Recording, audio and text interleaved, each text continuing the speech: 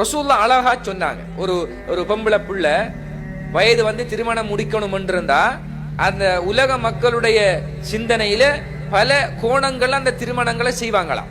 ஒன்று சில இளைஞர் அந்த பெண்ணுடைய அழகை இலக்கு வைப்பாங்க. அழகா இருந்தா அது என்ன இல்லாட்டியும் பிரச்சனை இல்லை, அந்த பிள்ளை திருமணம் முடிச்சிருவாங்க. அல்லது அந்த பெண்ணுடைய காசு அல்லது அந்த பெண்ணுடைய குடும்ப கௌரவம் இதையெல்லாம் பார்த்து திருமணம் செய்வாங்க. ரசூலுல்லாஹ் சொன்னாங்க, தீனுக்காக அந்த பெண்ணை திருமணம் பண்ணிக்க. ஃபல்ஃபர் பிதாத்தி தீன், தீனுடைய பெண்ணை கரம் பிடித்து நீ வெற்றி அடைஞ்சிக்கன்னு சொன்னாங்க. இந்த வார்த்தையை பாருங்க.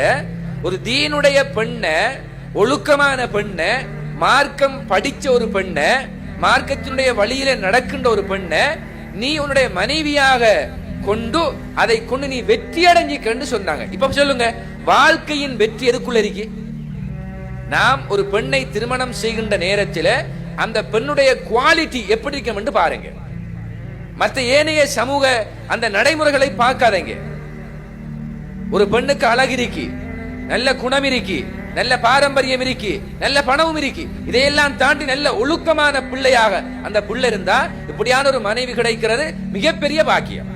ஆனா அப்படி கிடைக்கிறது மிகவும் என்ன கஷ்டமான நிலை. ஒன்று இருந்தா ஒன்று இல்லை. ஆனா இது இல்லாவிட்டாலும் மார்க்கத்தோட உள்ள ஒரு பெண்ணை நீ திருமணம் செய்தால் உன் வாழ்க்கையில் நிறைய பிரச்சனைகள் வராது. இன்றைக்கு நிறைய பிள்ளைகள் காலியார்கிட்ட போனா காலியார் கவுன்சிலிங் அனுப்புவார். பார்த்தா 17 வயசு, 18 வயசு, 16 வயசு, 19 வயசு, 20 வயசு, 2 புள்ள 3 புள்ளையோட வெறுகுது. என்ன, எனக்கு விவாகரத்து வேணும். எத்தனை வயசுல திருமணம் செய்த? 16 வயசுல, 17 வயசுல. புத்தகம் தூக்குற வயசு, படிக்க வேண்டிய வயசு, மார்க்கம் தெரியாது. பிள்ளை திருமணம் முடிச்சு கொடுத்தாங்க.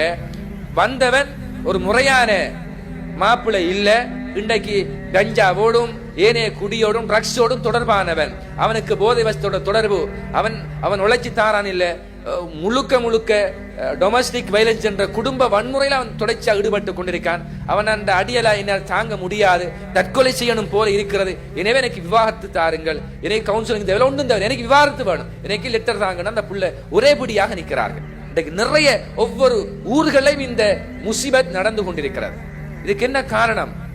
முறையான அடிப்படையில் ரசூலுல்லாஹ் சொன்ன அடிப்படையில திருமண தேர்வு என்பது பிழையாக இருக்கிறது. ஒரு மனுஷன் வாழ்க்கையில நல்ல ஒரு மனைவி கிடைத்த அதை போன்ற ஒரு சந்தோஷம் வேறு எதுவும் கிடையாது. ரசூலுல்லாஹ் சொல்றாங்க, மின் சாதத்தில் மர், ஒரு மனுஷனுக்கு கிடைக்கின்ற மிக பெரும் மகிழ்ச்சியான வாழ்க்கையில அல் மர்அத்து ஸாலிஹா, நல்ல மனைவி என்று சொன்னாங்க. இந்த நல்ல மனைவி கிடைச்ச மாஷா அல்லாஹ் அது மிகப்பெரிய பரக்கத்தாகும். அவர் ஏழையாக இருந்தாலும் வறுமை கோட்டில் வாழ்ந்தாலும் அதை கொண்டு அந்த நல்ல மனைவியை கொண்டு அல்லாஹ் அவனை சீமானாக அல்லாஹ் மாற்றி விடுகிறான். அல்லாஹ் குர்ஆன் அதை சொல்றான். திருமணத்தை பற்றி சொல்லக்கொள்ள நீங்க வறியவர்களாக இருந்தால் அல்லாஹ் உங்களை சீமான்களாக ஆக்குவான். அல்லாஹ்வோட ஃபதுலால, அல்லாஹ்வோட சிறப்பால, அல்லாஹ்வுடைய நிஅமத்தால. ஆனா அந்த கணவன் மனைவி நல்லொழுக்கம் மிக்கவர்களாக இருக்க வேண்டும் என்பது மார்க்கத்தின் முக்கியமான நிலைப்பாடாகும்.